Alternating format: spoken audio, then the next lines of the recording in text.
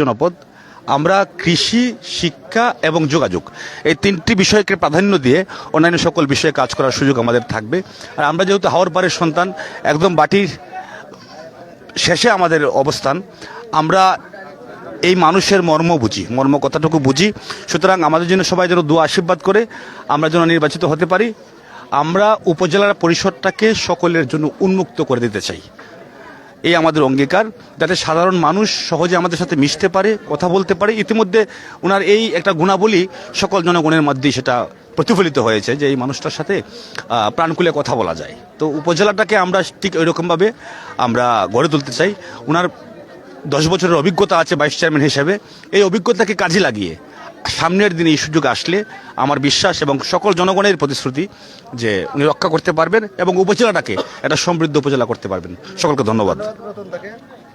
আজকে যেহেতু রমজান মাস, অন্যদিকে গরম, আর গোলাপিয়া ভাই ওনারও আজকে দ্বিতীয় দিনের মতো প্রচারণা, আমরা বেশি সময় নেব না। আমরা এই মুহূর্তে সরাসরি চলে যাচ্ছি গোলাপিয়া ভাইয়ের কাছে। আমরা ওনার যে প্রচারণায় নেমে উনি কতটুকু সাড়া পাচ্ছেন দর্শকদের কাছে এবং নির্বাচনে আসার বিষয়ে একটু আমরা জানবো।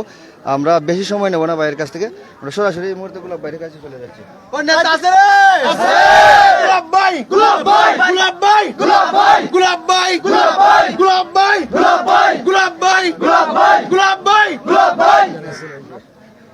ধন্যবাদ বাটির কণ্ঠকে।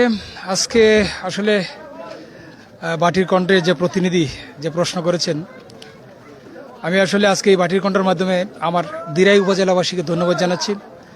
আজকে যে সাড়া আমি দ্বিতীয় দিনে পেয়েছি, যেটা অকল্পনীয়। আপনারা জানেন আমি প্রথম নির্বাচন ভাইস চেয়ারম্যান হিসেবে করেছিলাম এবং সারা উপজেলায় যে সাড়া পড়েছিল, এই বাংলা বাজার থেকেই এই সারা ঢেউ সারা উপজেলায় ছড়িয়ে গিয়েছিল।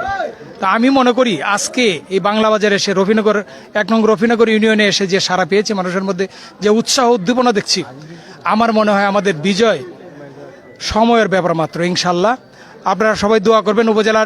উপজেলাবাসী যারা আছেন, আমি মনে করি যে এই সারা দিরাই উপজেলার সাধারণ মানুষের বিজয় হবে।